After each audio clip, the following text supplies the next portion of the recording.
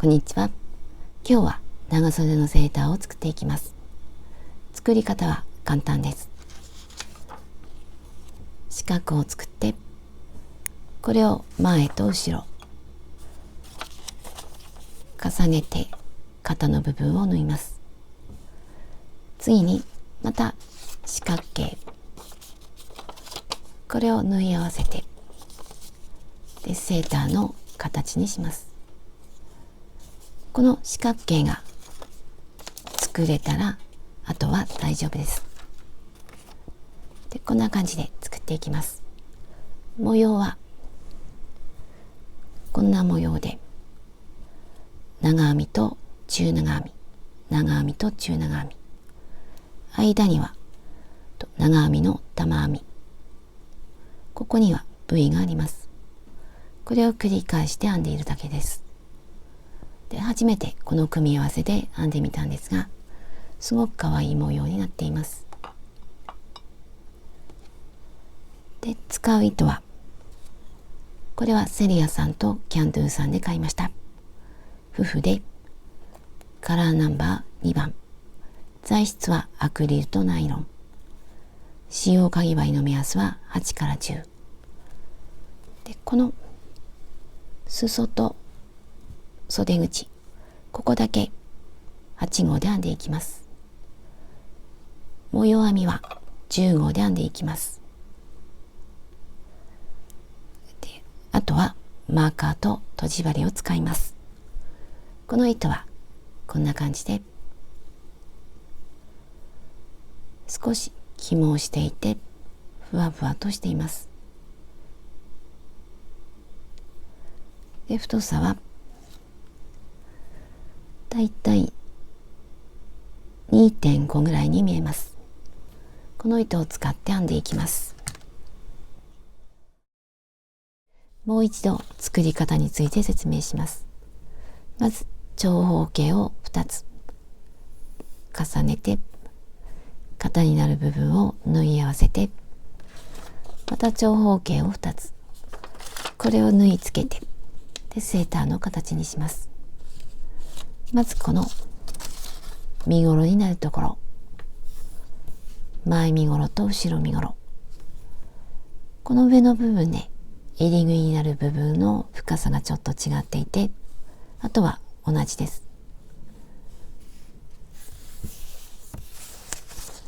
この部分、まずこの幅を決めることになります。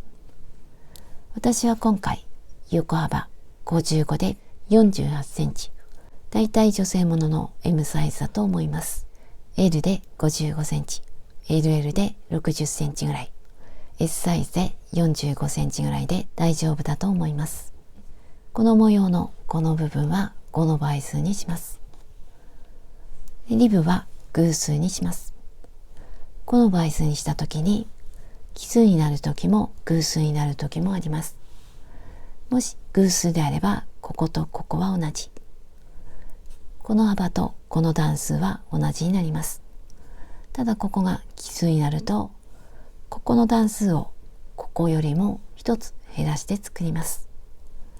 私はこの部分を55、ここを54段にしました。好みのサイズにします。この部分は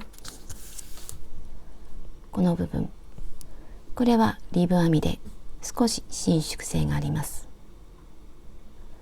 これはここからこの向きに編んでいます。次に細編み、普通の細編みで1段、次に模様編みで、まずこの部分から編んでいきます。これは細編み、この長さはお好みなんですが、私は細編みを8個、ここから鎖8個、細編み8個、8個と編んでいきます。でこの何段編んでいくかはこの幅に合わせます。なので同じ糸で編む場合には55、ただここは偶数にしたいので一つ少なくして54同じ糸で編む場合にはそれで M サイズぐらい、違う糸で編む場合にはここを好みの幅の5の倍数、そこから1つ減らして、1つ減らした数がこの細編みの段数になります。でまずここから編んでいきます。ここも好みの長さになるように鎖の数を決めます。私はこれで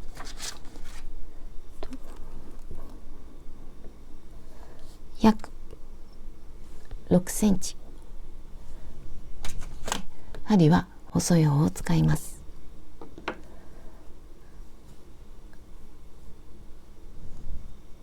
少しだけ緩めの鎖8個、1、3、4、5、6、7、8、これは少し長めの方だと思います。次は細編みをしていきます。細編みをするので鎖もう一つ戻って2つ目に細編み、針から1、2で、この時は裏返して、この糸が盛り上がっているところ、この裏に針を入れて作る方が後でやりやすいと思います。裏に針を入れます。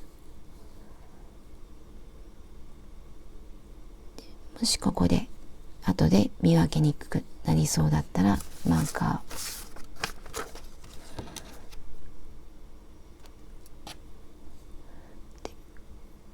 これで端まで編んでいきます。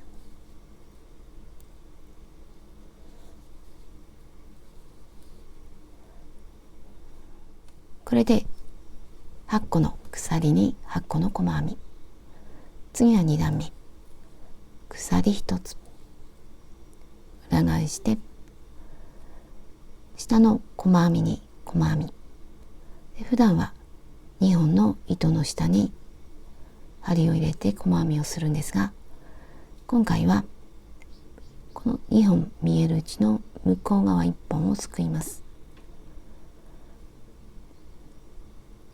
2本見えるうちの向こう側1本で細編み、まずこの端の細編みの上に細編み、次も少し上から見た方が見えやすいと思います。次も向こう側1本、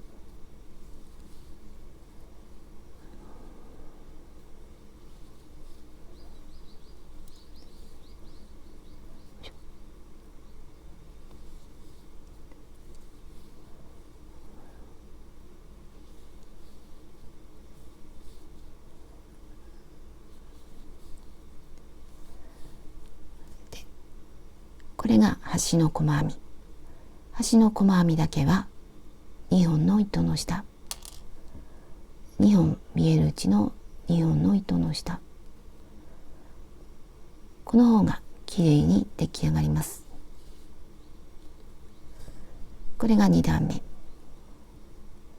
次は3段目、鎖1つ、またこの端の細編みに細編み、2本の糸の下、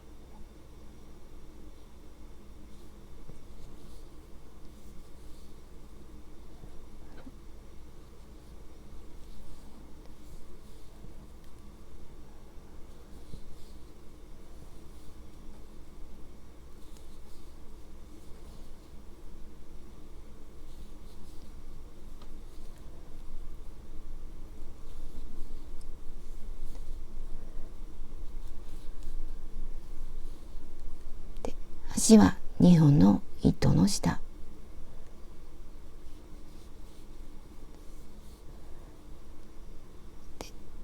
また同じ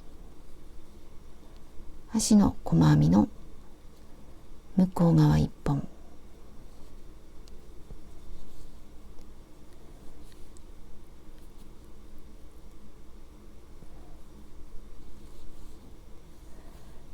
でこのまま端まで細編みをしていきます。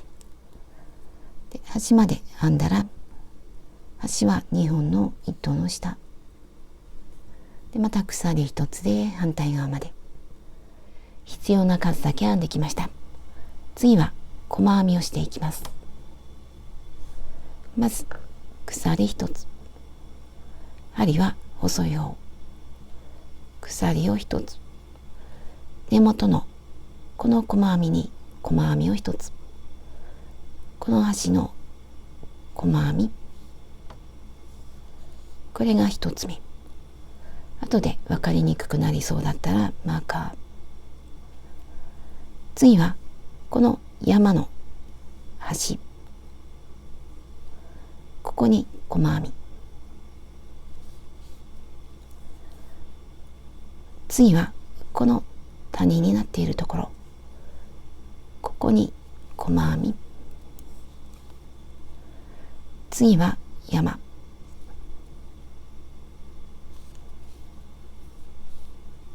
でこの細編みはあまりきつくならないようにします。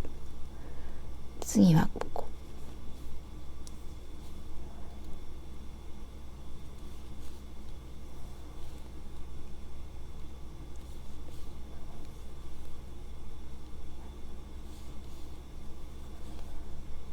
このまま端まで細編みをしていきます。端まで来ました。最後の山にも細編み1つ。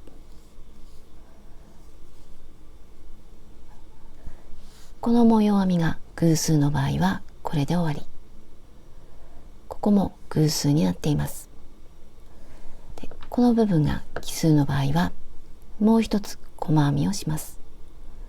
もう一つはこの最初に編んだ鎖、この端に細編みをします。ここの2本の糸の下、細編み。これでこの細編みも奇数になって5の倍数になりました。ここが奇数の場合はこれでおしまい。偶数の場合は戻ってこれで5の倍数。私はここで次はこの模様編み、これは中長編みと V、 中長編みと V と編んでいきます。で針を太い方に変えます。でよいしょ。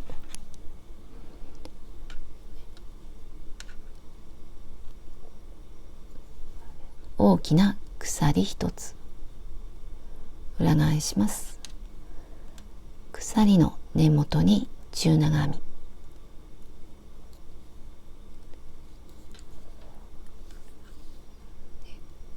後で見分けにくくなりそうだったらマーカー。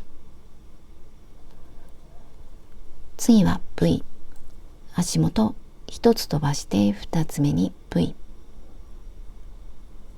中長編みでします。鎖1つ同じところに中長編みで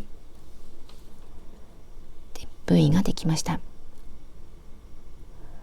また足元1つ飛ばして2つ目に中長編み、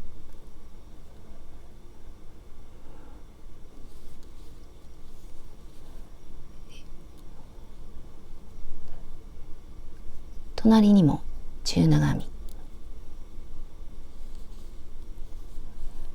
で、これで V と中長編み2つ、間は細編み1つずつ飛ばしています。次また V、 1つ飛ばして2つ目、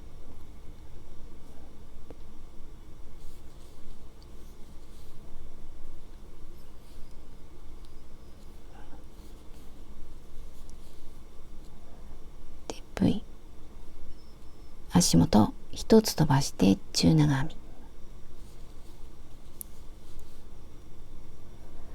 中長編みは2つ連続、これを繰り返していきます。次また V、 1、2、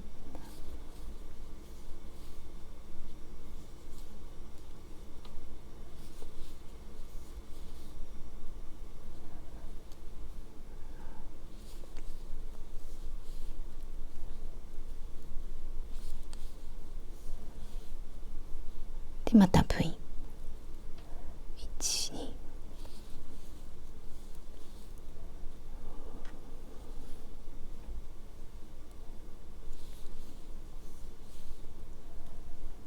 2、で足元1つ飛ばして2つ目は足の細編み、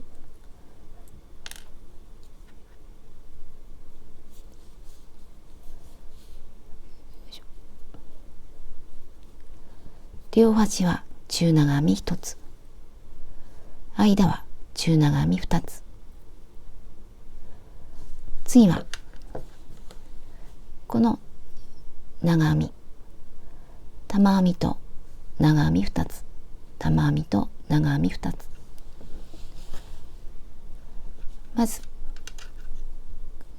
大きな鎖1つ、裏返します。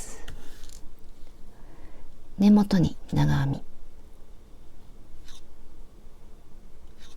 普段は鎖3つで1つ目の長編みの代わりにするんですが、今回は大きな鎖1つと長編み、これが1つ目の長編みになります。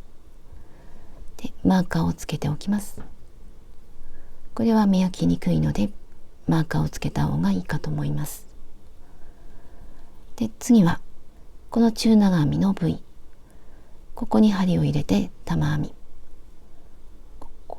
で玉編みは未完成の長編み2つ、未完成の長編みは長編みの途中まで2本から引き抜いて、未完成の長編み、長編みの途中までもう一回未完成の長編み、2本から引き抜いて、これで未完成の長編みが2つ、これを一度に引き抜いて玉編み、玉編みの次は鎖1つ、また同じように玉編み、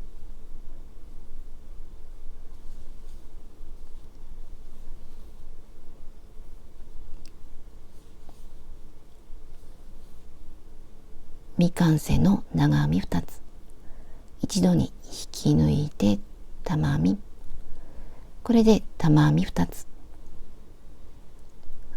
次は中長編みの上に長編みで、針を入れるのはここに入れた方がきれいにできます。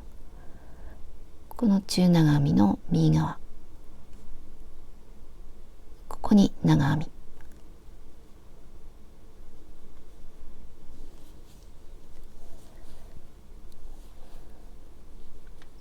次もここ、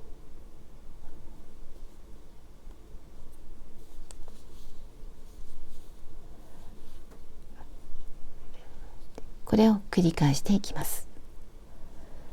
まず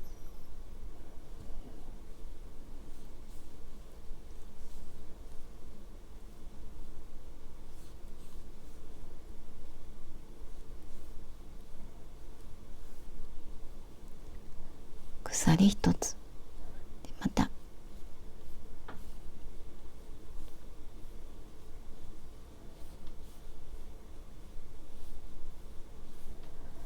これで玉編み2つで、長編み、ここに針を入れます。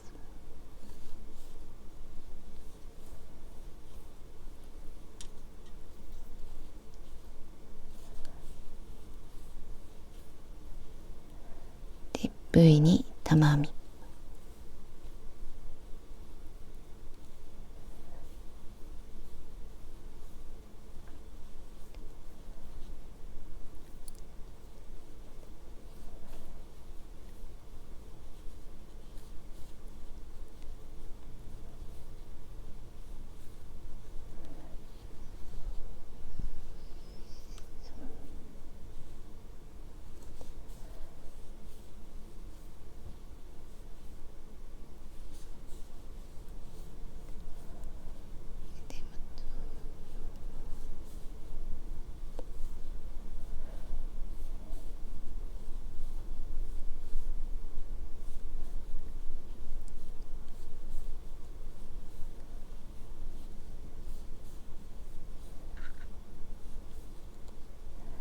最後は中長編みの上、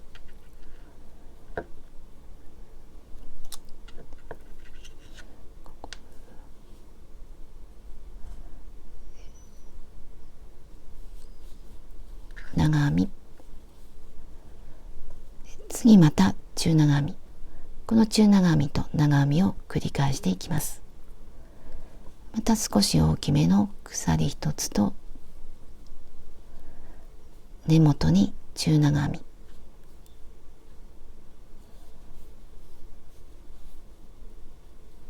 次は玉編みの間に V、 中長編みの V、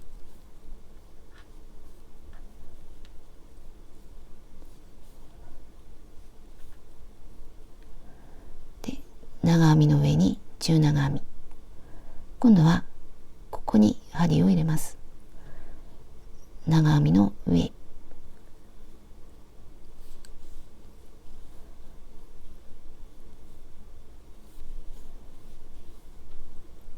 これで V と中長編み2つ、また玉編みの間に V、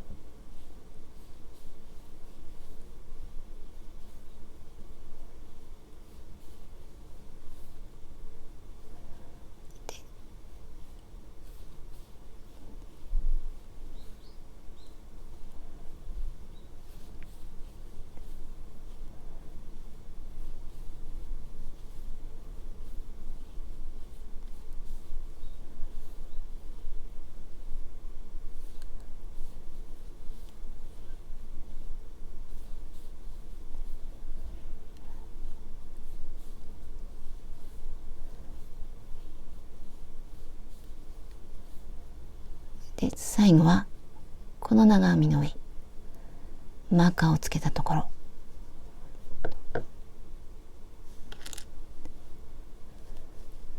この2本の糸の下、中長編み、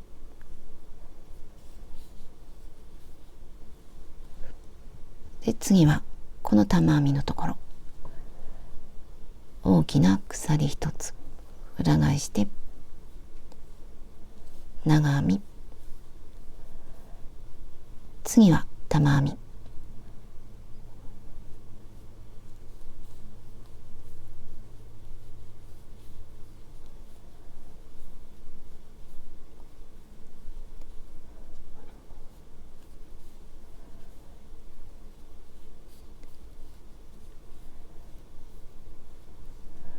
で次また長編み、ここに針を入れます。でまた玉編みで長編み2つと編んでいきます。これを繰り返していきます。このまましばらく編んでいきます。これは前身頃です。この高さはこれから作る襟ぐりの底の部分、その後に少しだけリブ編みをします。それも含めて考えて、で好みの長さにします。今持っていて好みのサイズのセーターとかトレーナーとか、それと比較して好みのサイズ、それと実際に体に当ててみて好みのサイズにします。そこまで編んだら、次はこの肩の部分、ここを台形に編んでいきます。こんな形、こっちもこんな形、その後にこの肩で縫い合わせます。先に前身頃の肩の部分を編んで、後で後ろ身頃の肩の部分を編んでいきます。で今中長編みで終わっています。次はマーカーをつけます。このマーカーはこれから編む台形の端、私は端から約13センチ、真ん中は21センチで、こっちも13で、同じ糸で編んでいる場合には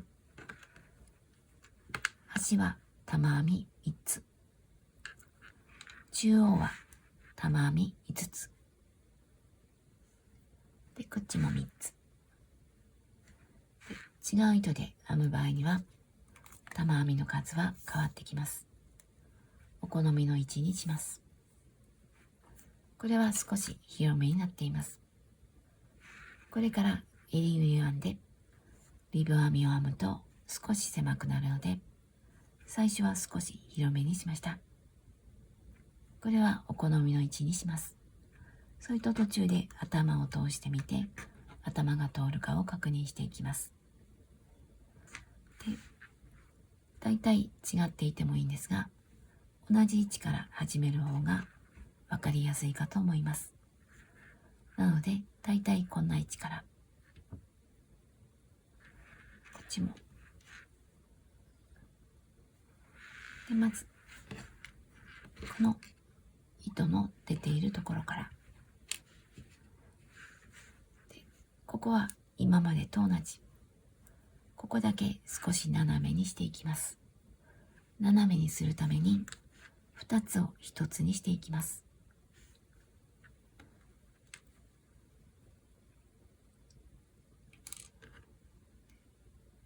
今、中長編みなので、次は長編み。今までと同じように模様編み。V に玉編み。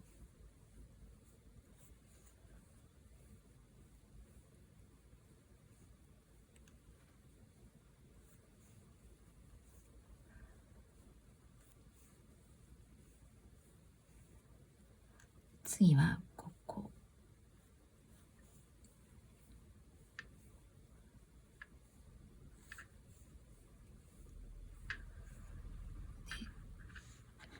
ここまで同じです。1、2、3。この3つ目の玉編みまで同じです。このマーカーの手前まで編んでいきます。マーカーの手前まで来ました。こことここを一つにします。まずここに未完成の長編み。ここにも未完成の長編み。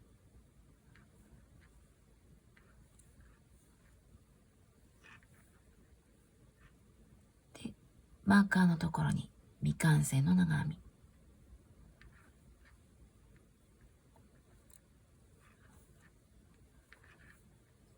これで未完成の長編みが2つ。一度に引き抜きます。これで少し斜めになりました。次は中長編み。鎖1つ裏返して、中長編みは普通に編んでいきます。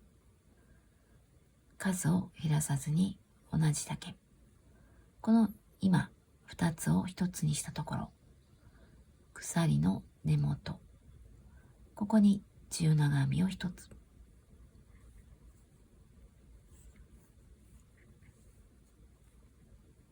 次は玉編みの間。今までと同じように V。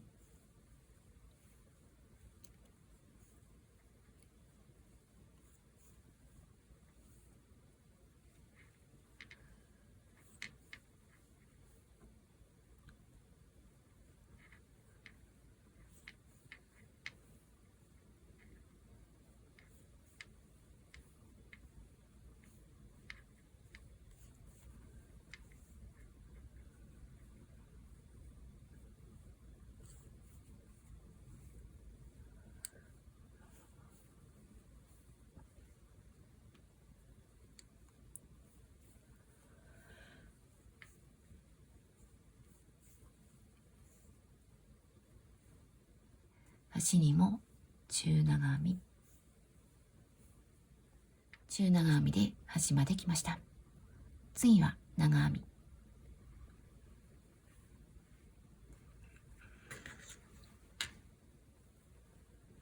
根元に長編み。で、今度はこの3つ目の玉編みの途中まで同じです。ここまで編んでいきます。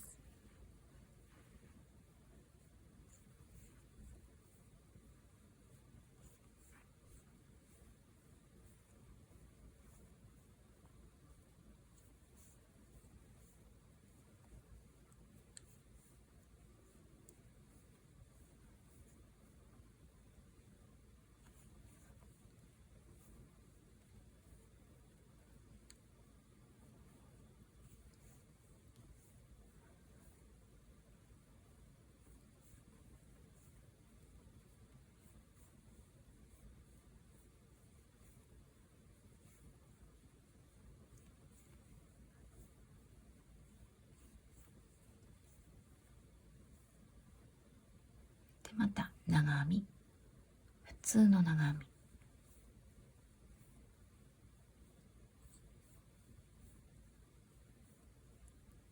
これは端の玉編みになります。こっちから数えると1、2、3つ目の玉編み。この玉編みのこの玉編みだけ編んでいきます。2つあるうちの1つだけ。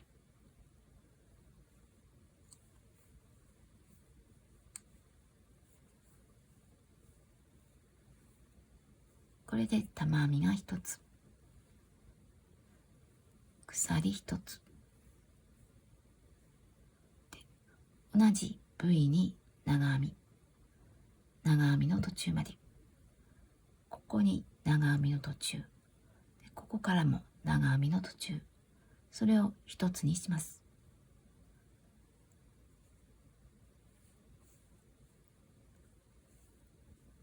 これで長編みの途中。次はこの最初に編んだ中長編み、この時最初に編んだ中長編み、ここにも未完成の長編み、長編みの途中まで、で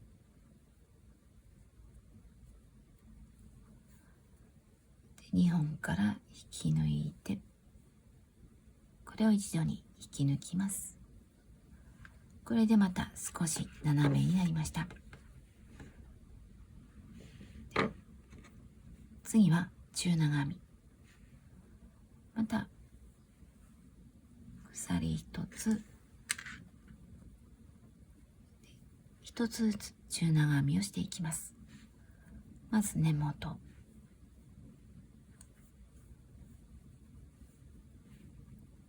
次はこの玉編みの間、玉編みと未完成の長編みの間、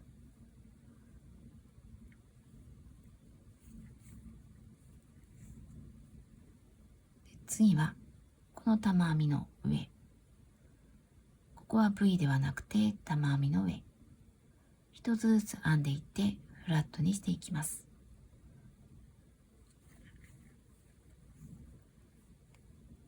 次は長編みの上で、また長編みの上、次は玉編み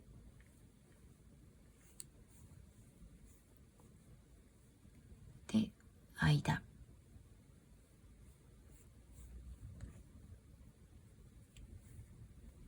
で、玉編みの上、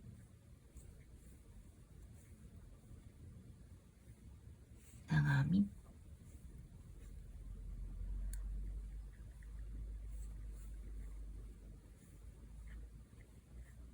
玉編み、間、玉編みで、端のこの長編みの上、私は糸が足りなくなったので、ここでストップします。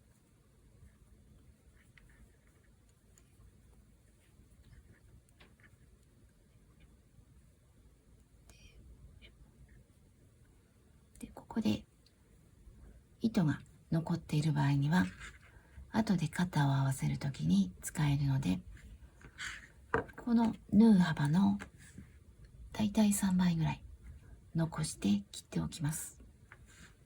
糸端を長めに残します。で、私は短いので、ここでは短く切って、次に後ろ身ごろを作った時に長めに残します。次はまた前身ごろの、今度はこっち側、同じようにここは同じ、ここだけ少し斜めにします。新しい糸を持ってきます。編みやすいように一回結び目を作っておきます。で、今度はこっち側、中央よりから編んでいきます。で、マーカーをつけたところ、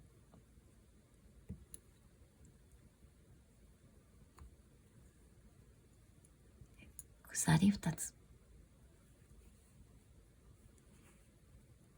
これを未完成の長編みにします。次も未完成の長編み。長編みの途中まで。これを一度に引き抜きます。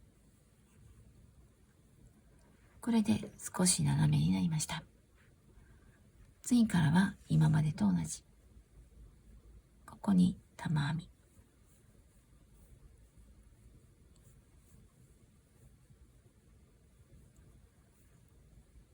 で、ここからは同じなので、ここまで編んで、次は中長編み。ここでまた一緒に編んでいきます。中長編みでマーカーの手前まで来ました。こっちが襟ぐいになる方。今 V を編んだところ。最後はこの2本を一緒にしたところ。ここに最後の中長編み。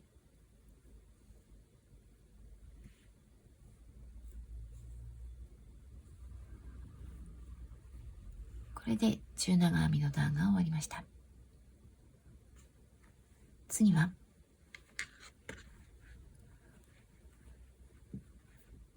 この部分、ここは未完成の長編み2つ、2つを1つにしています。この部分から始めます。まず未完成の長編みの代わりの鎖2つ、1、2、裏返して未完成の長編み。未完成の長編みはこの部位に針を入れて未完成の長編み。これで鎖2つと未完成の長編み。一度に引き抜いて、これで斜めのラインができました。次はこの玉編み。まず鎖1つで玉編み。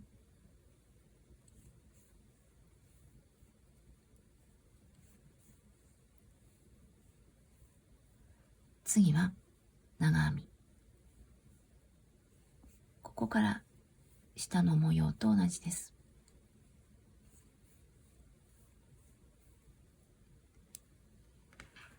下と同じように端まで編んで、次は中長編み。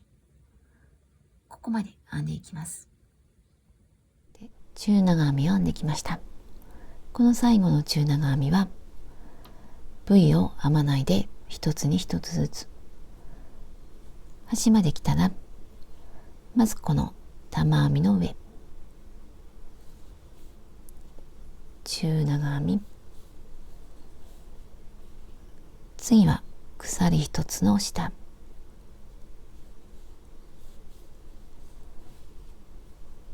次はこの2つを一つにしたところ、ここに最後の中長編み、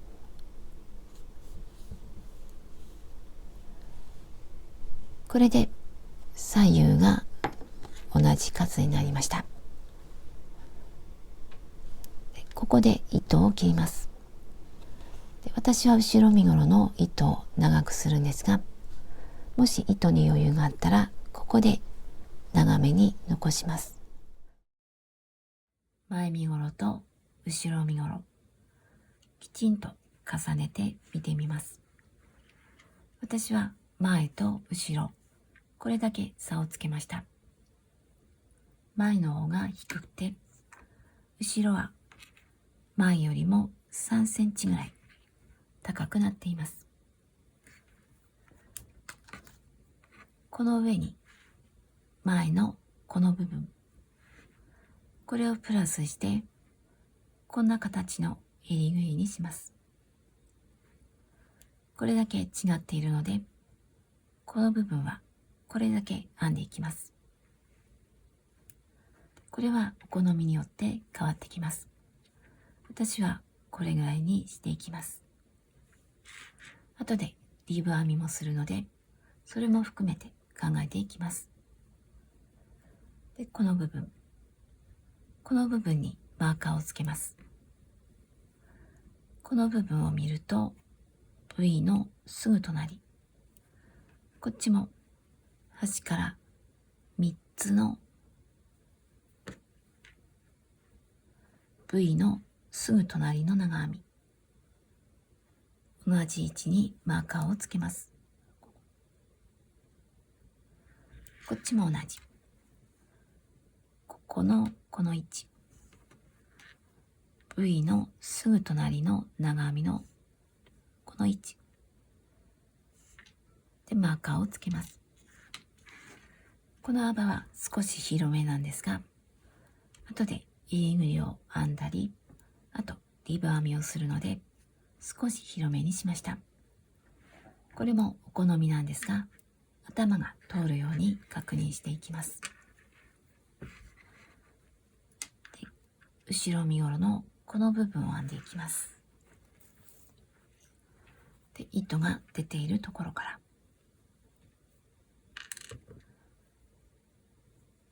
で、今中長編み、次は長編み、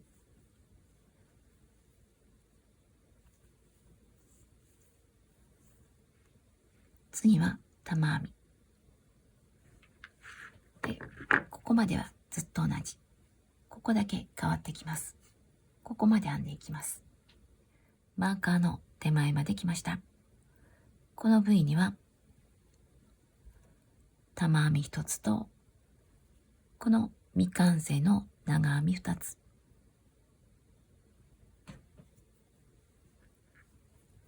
まず V に玉編み、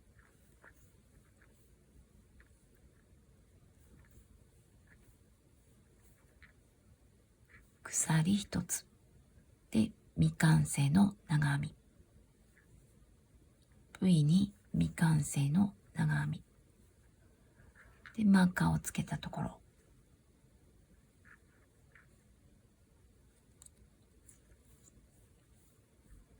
一度に引き抜きます。次は中長編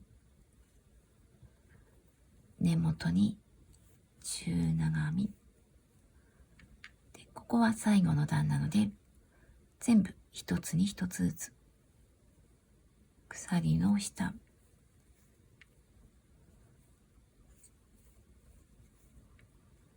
これで端まで編んでいきます。端まで編んだら糸を切ります。中長編みを編んで端まで来ました。最後はこの玉編みの上と玉編みの間、それと未完成の長編みの上、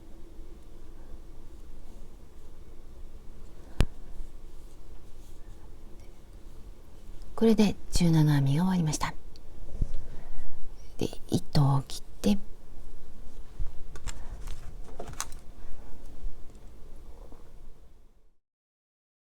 次は肩を縫い合わせます。どちら側から縫っても大丈夫です。で、今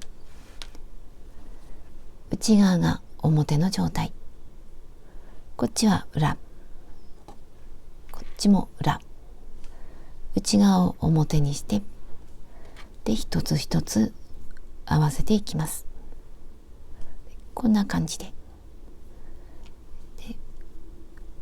この中長編みの上2本の糸の下で、こっちはこの中長編みの上、ここではなくて上から見てこの部分で合わせていきます。で、こっち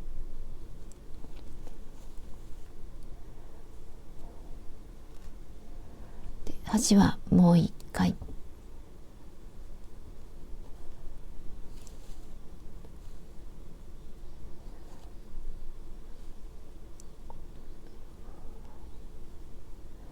で、次から一つ一つ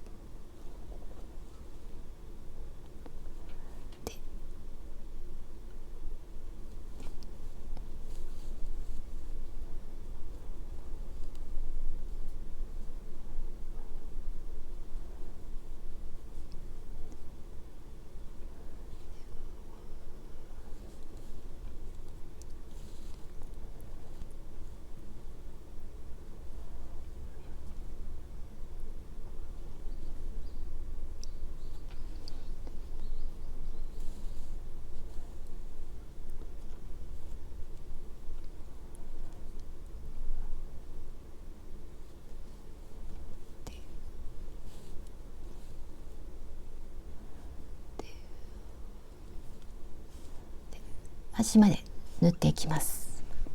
端まで来ました。これが最後。端はもう一回。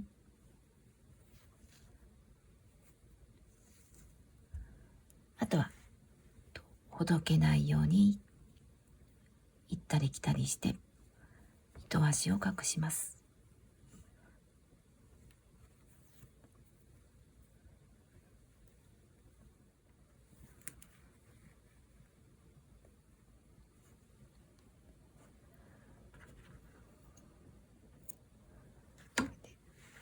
反対側も同じように縫い合わせます。両方の肩を縫い合わせました。次は袖を縫い付けてもいいんですが、先に襟ぐりを編んだ方がサイズの調節がやりやすいかと思います。先に襟ぐりを編んでいきます。で、スタートするのは、ここが縫い合わせたところ、ここが中長編み、ここが中長編み、ここも中長編み、ここが縫い合わせたところ、ここからスタートしたいと思います。で、編みやすいように一回結び目を作ります。結び目を作ってもいいし、直接ここに結んでも大丈夫です。鎖一つ、根元に細編み、細編みで一周します。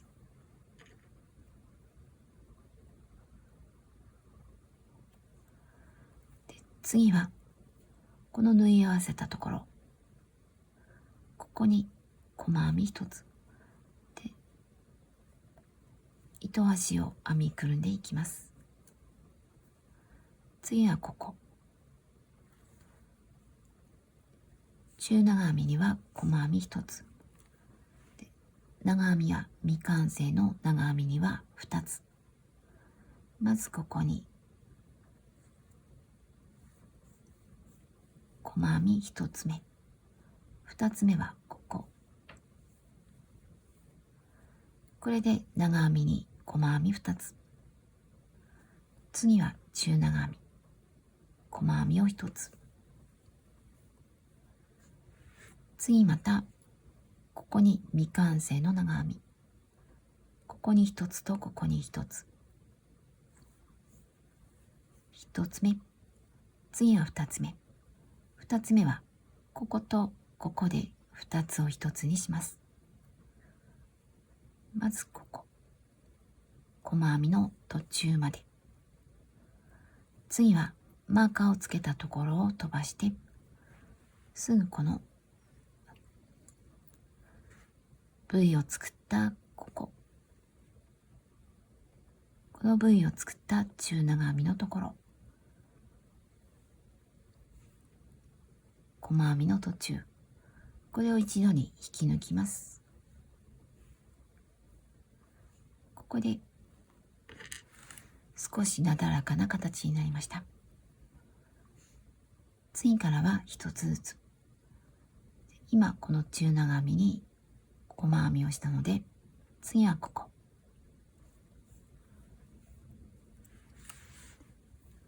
で、次はこの中長編みの上のところ、大体で大丈夫です。で、ここは中長編み、中長編みの上に細編み、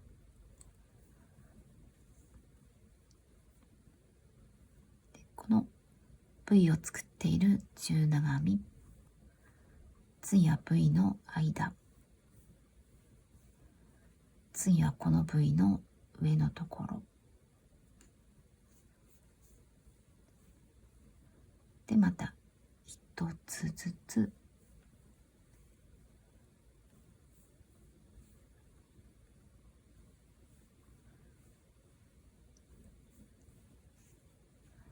これで次の角の手前まで、ここまで編んでいきます。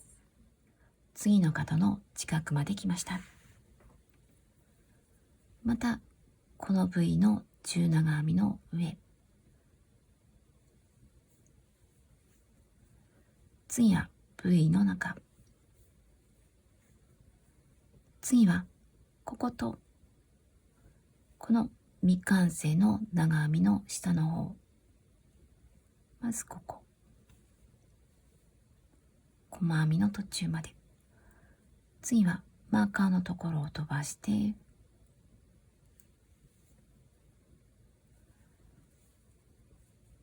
大体で大丈夫です。で、次はこの未完成の長編みの上の方。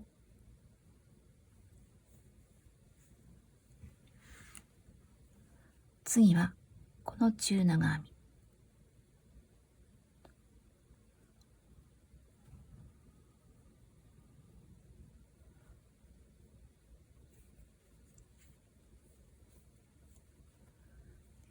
次はここ2つ。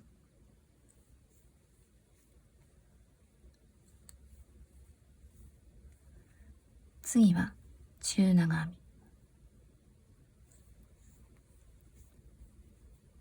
み。で、合わせたところ。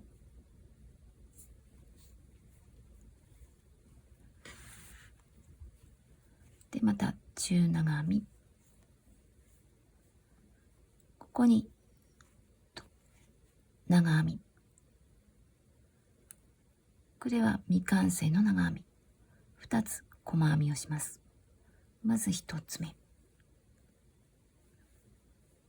2つ目はこことここ。この未完成の長編みの下の方。で、次はこの V を作っているこの中長編みの上。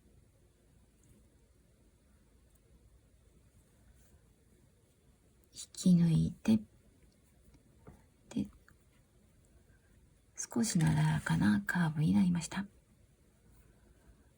次はまた一つずつ。で、次は V。で、この中長編みの上。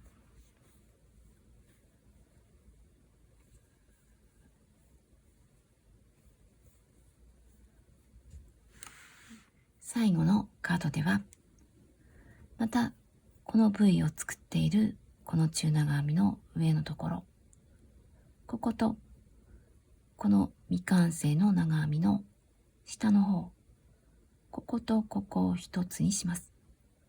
次はこの未完成の長編みの上の方、ここまで編んでいきます。一周編んできました。最初の細編みに引き抜きます。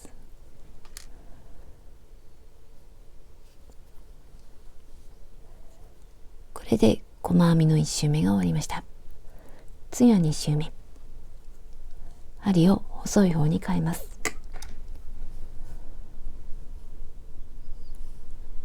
次は一つに一つの普通の細編み。全部一つずつ。まず鎖一つ。根元に細編み。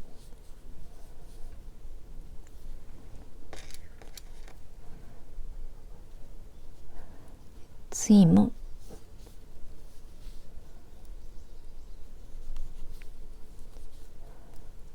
このまま一つに一つの細編みで一周します。細編みで一周してきました。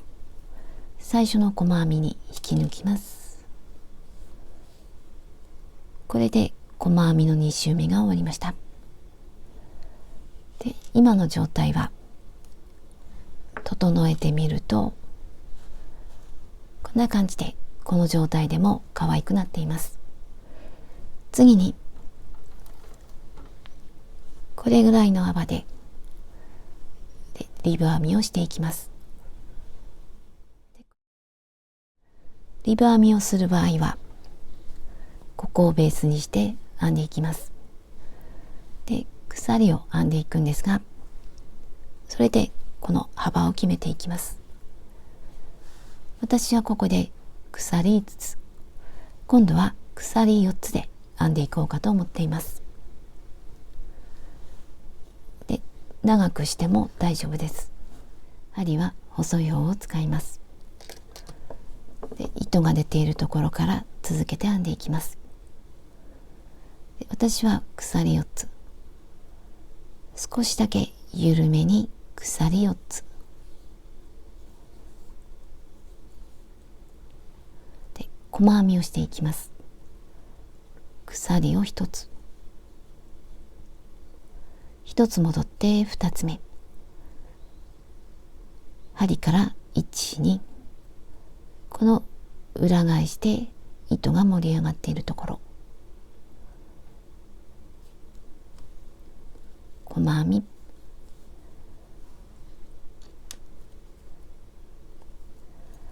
次も細編み、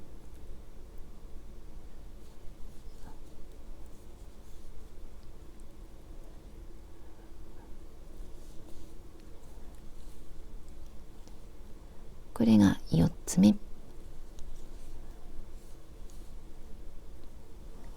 4つの鎖に4つの細編み、次はこっちとつなぎます。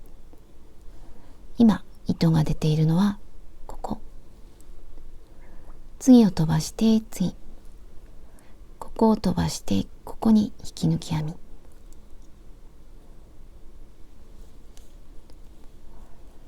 これでつながりました。このまま向きを変えます。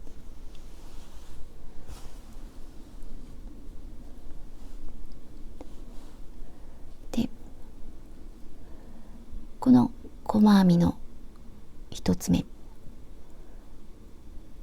1、2、3、4、ここに細編み、この糸の下を通って細編みをします。この端の細編み、2本あるうちの向こう側1本、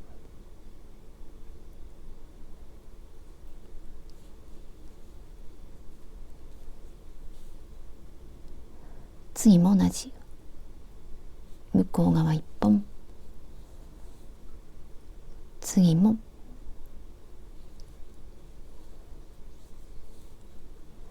で最後は2本の糸の下、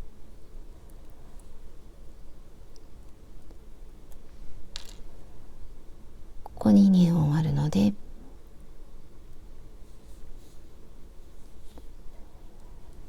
これで4つの細編みで、また向きを戻します。また細編み、鎖を1つ、細編みをしていきます。向こう側1本、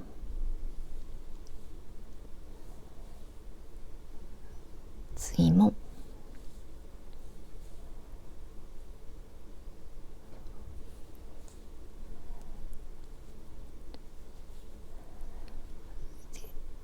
端の細編み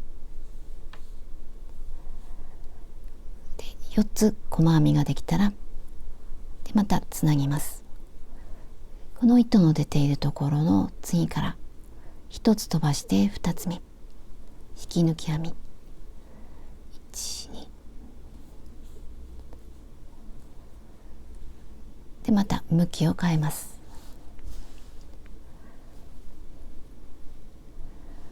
でこのまま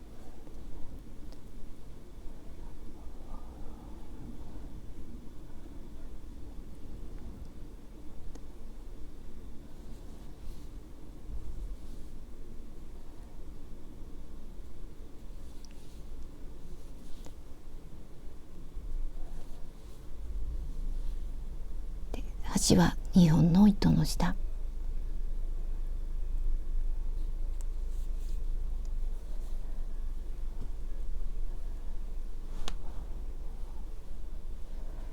でまた同じで鎖1つ、こっちから編むときは鎖1つ、こっちでは鎖1つを編みません。でまた細編み、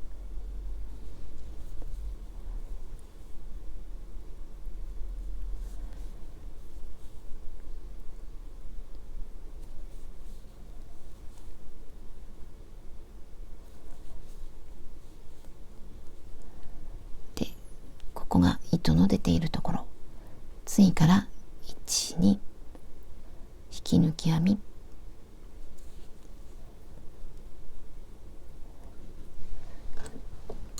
でまた向きを変えて、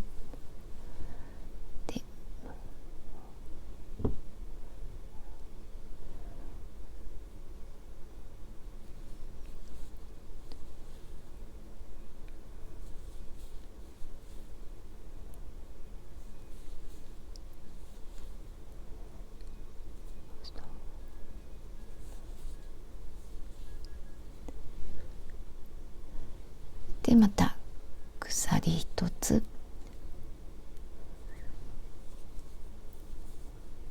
のままずっと一周編んでいきます。一周編んできました。ここで引き抜いて袖口の方でまた根元に戻ってきました。またここを一つ飛ばして次はここに引き抜きます。ここを飛ばしてこの細編みの数によってここが残っていないこともあると思います。その場合もここに引き抜きます。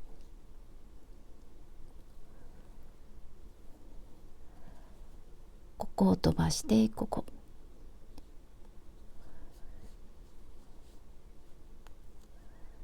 き抜いて、ここで糸を切ります。次は針で縫い合わせます。少し長めに糸を残して、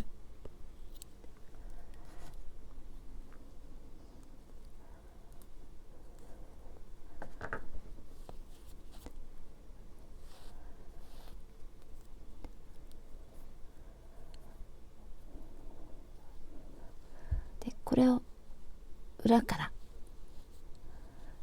この2本の糸の下に針を入れて縫い合わせていきます。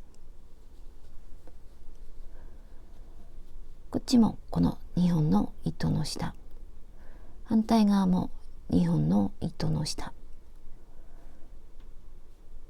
1、2、3、4、こっちも1、2、3、4、それぞれを合わせます。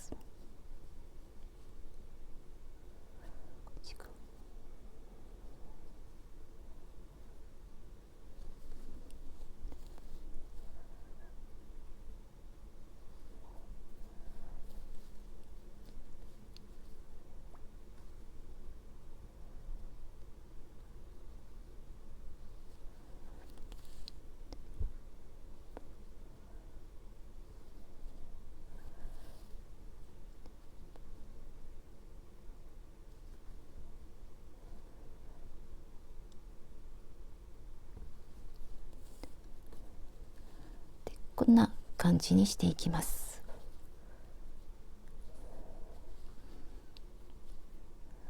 であとはほどけないように隠します。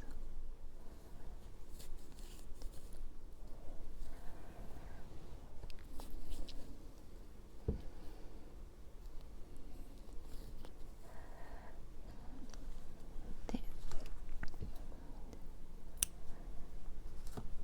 こんな感じになりました。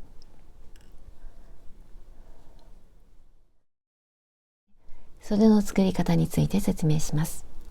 袖はまっすぐ作っても可愛いんですが、今回は少し狭くして丸い形にしていきます。もしまっすぐ作りたい時にはさっき編んだ身ごろと同じ幅で作っていきます。そうするとこんな形の袖になります。で今回はこの少し狭くして編んでいく方法、まずこの幅について、これはこことこっちを別に考えます。まずこっちの幅について、女性ものの M や L であれば35から40センチぐらい、それを目安にしてご自身のサイズに合わせます。 S だったらもう少し狭くても大丈夫です。でこれはずっと同じ幅で肩の付け根までなのであまりきつくない方がいいかと思います。私はこれで36センチぐらい。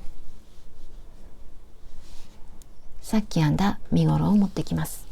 これはさっき編んだ身ごろです。私は袖を40センチよりも少し狭くしていきます。なのでこの身ごろを測って、だいたいと好みの幅、私は40センチよりも短くて36センチぐらい。この36センチに何個この玉編みがあるかを数えます。1、2、3、4、5、6、7、8。私の場合は玉編み8個。この8個に3をかけます。8×3、24。この24を覚えておきます。次は分けたこのリーブの部分、これは同じようにリーブ編みをしてしばらく編んで、好みの長さ、私は手首とぴったりぐらいにします。これはぴったりでも少しゆとりがあっても大丈夫です。好みの長さにします。でこれは身ごろの時は鎖8個で編んできました。で袖は私は鎖5個、鎖5個で約4センチで、これは好みの長さ。私は少し長さを変えました。同じでも大丈夫です。私は鎖5個で段数は22。これでだいたい好みの長さで、22をさっき数えた24を合わせます。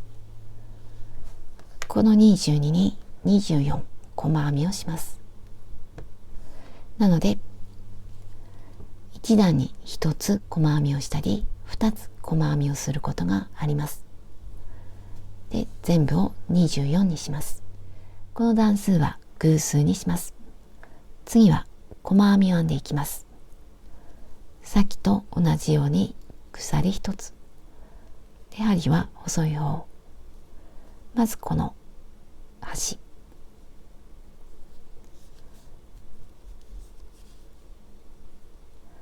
次はここで、身ごろを編んだ時は1つに1つ、今度は私は途中で2つのところ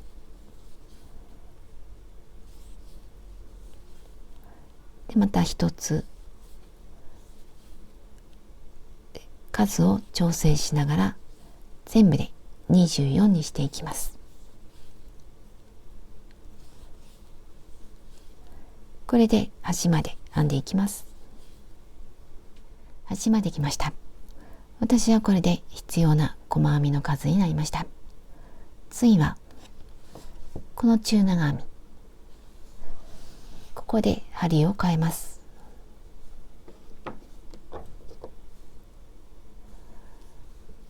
で中長編みを編んでいきます。根元に中長編み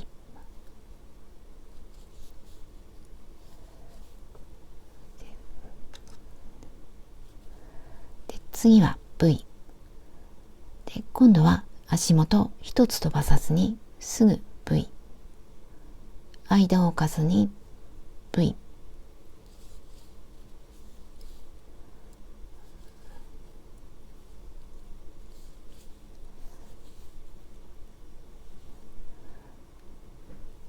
でまたすぐ隣に中長編み、間を置かずに中長編み、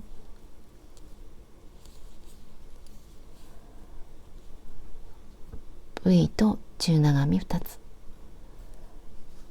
さっき編んだ身ごろのこの細編みがない状態で、また V、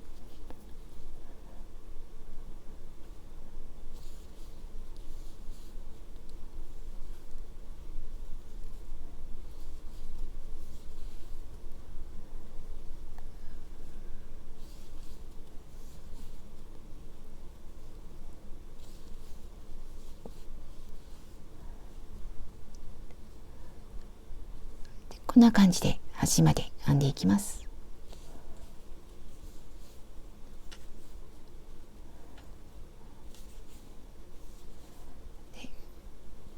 端まで編んでいきます。端まで編んできました。次はこの長編みのところ、これからは身ごろとずっと同じです。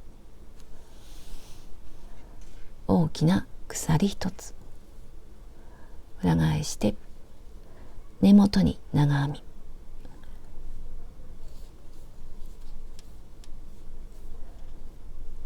次は V、 下の中長編みの V に玉編み、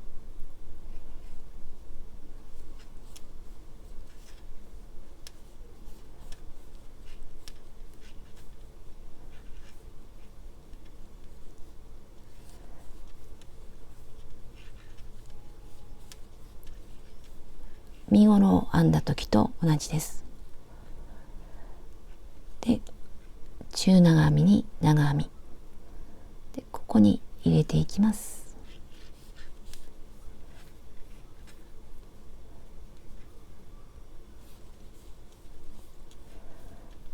で、また V に玉編み、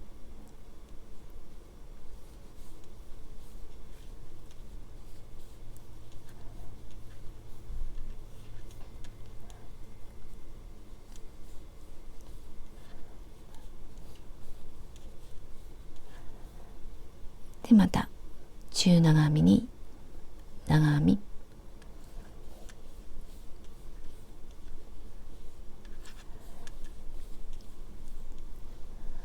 で、これを端まで編んで、次はこの部分全く同じようにしばらく編んでいきます。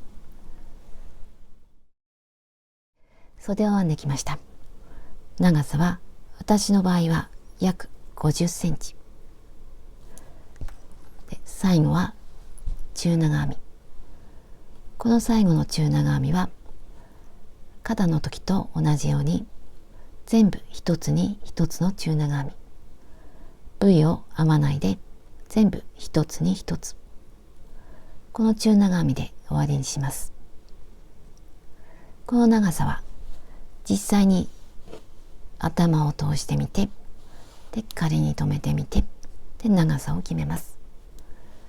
この身ごろの幅によって袖口までの長さは変わってきます。なので実際に体に当ててみて長さを決めます。これでちょうどよかったら、次は袖を縫い付けます。袖の真ん中、肩の縫ったところ、今裏が上になっています。こっちも裏で何箇所か留めていきます。丁寧に留めて、でここから縫い合わせていきます。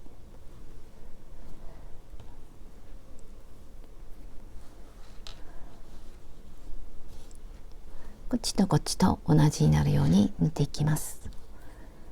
で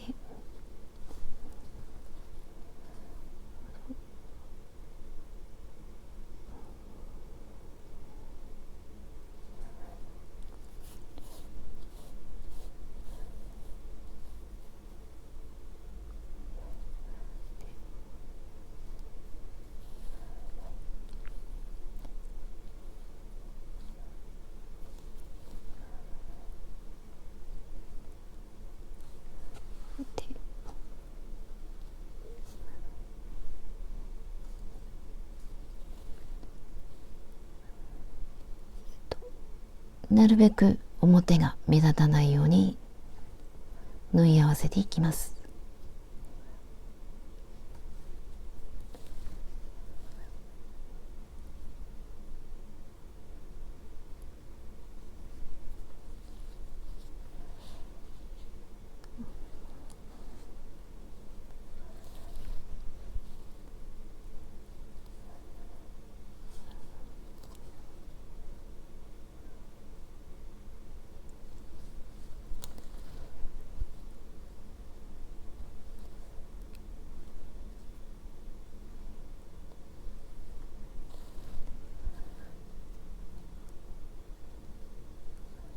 このまま端まで縫っていきます。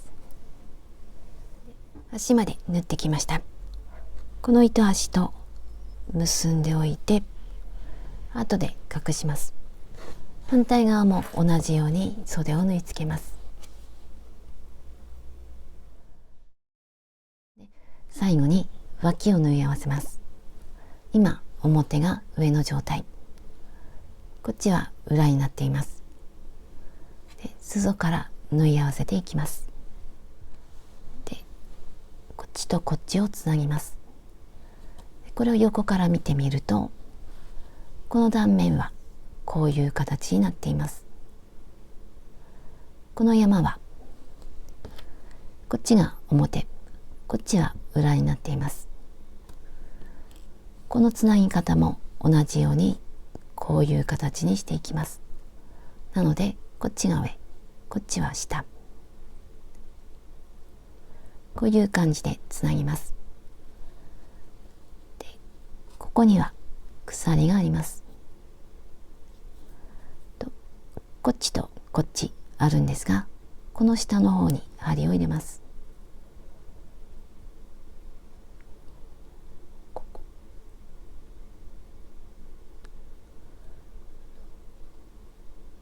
この鎖の下の方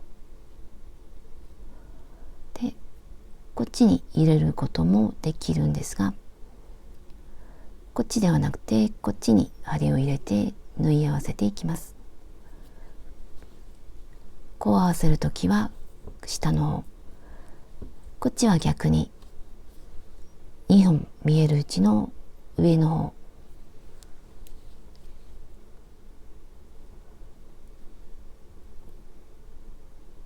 こういう位置に針を入れて縫い合わせていきます。で順番に数を数えてみて8個、こっちも8個で端から1個ずつで、この糸が長いものがあればこれを使って、なければ新しい糸で、端は2本の糸の下、端はしっかりとさせたいので2本の糸の下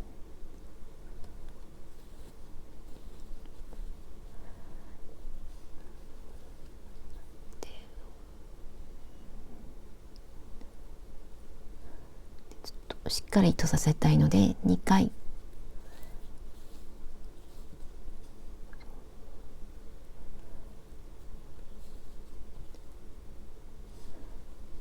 で、これで2本の糸の下、端は2回、次からはさっき見たようにこっちは上の糸で、これが一番端、こことここ、こっちはこの端の鎖の下の方と合わせていきます。でこの糸端は後で隠します。まずこの端の鎖とここ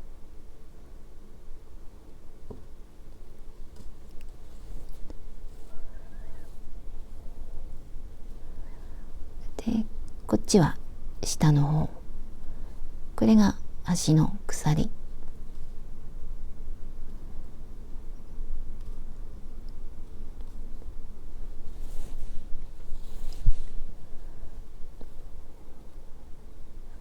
これで段差ができます。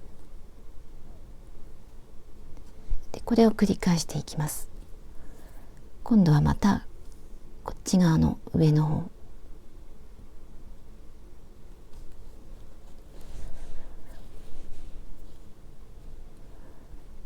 で、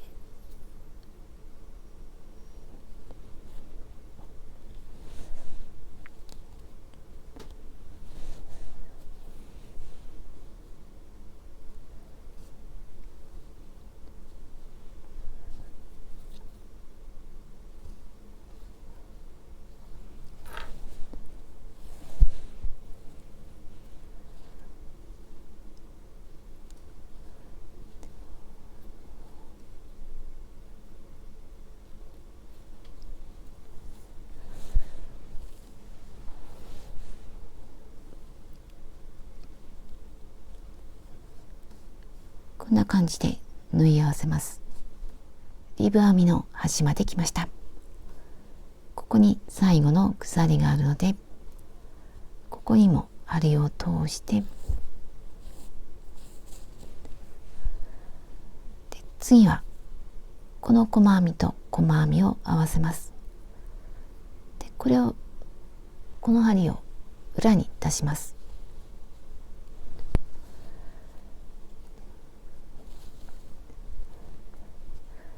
でここからは裏返して裏から縫い合わせていきます。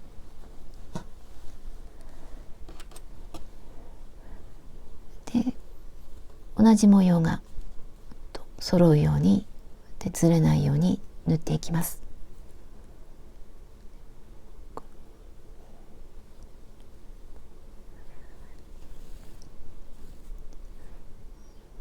私は裏から縫っていくんですが、表から縫った方が目立たない時には表から縫っても大丈夫です。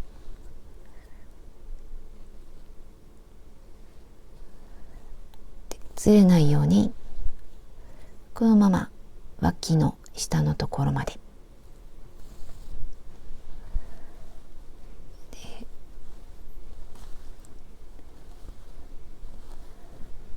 ここが脇の下、ここまで縫って、ここではしっかりとさせたいので2回でしっかりとさせます。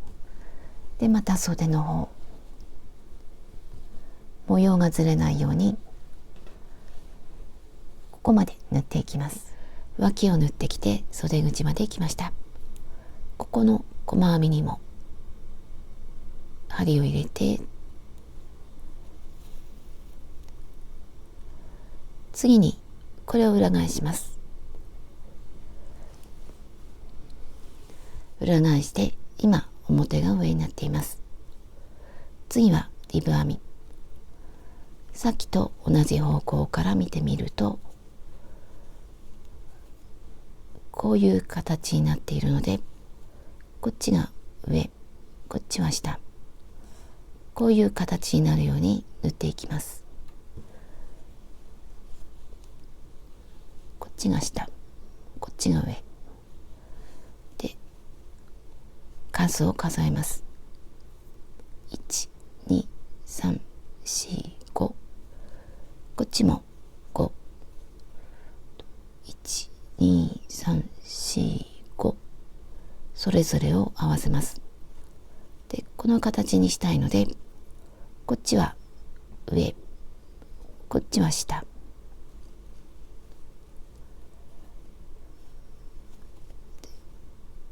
これの下の方、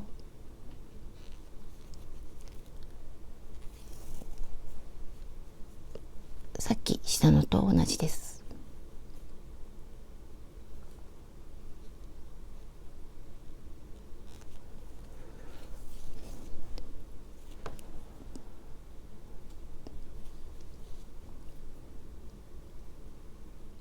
端まで来ました。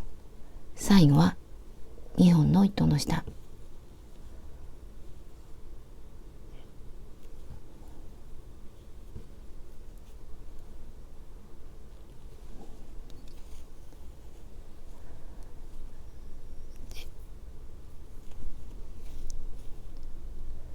あとはこの糸端を隠します。で裏に隠して他にも糸端があったら隠しておきます。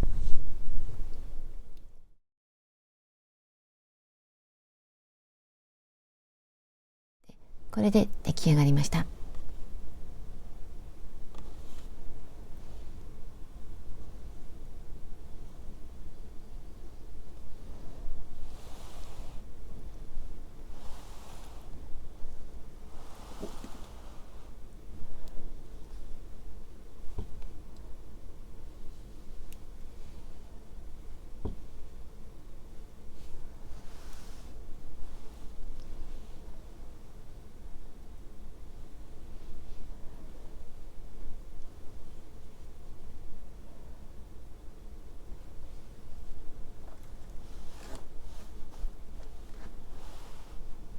今回細編みで作ったんですが、ここと袖口がギュッとしているので、逆にすごくたっぷりと作っても可愛いシルエットになると思います。で今回は細編みでコートの下なんかに着やすいと思います。お好きなサイズで作ってください。でサイズを測りました。上から下まで54、横幅48、で袖は50センチ、襟ぐりは46センチ、使った糸は280グラム。この同じ玉で数えていくと14玉。こんな感じになりました。最後までご視聴ありがとうございました。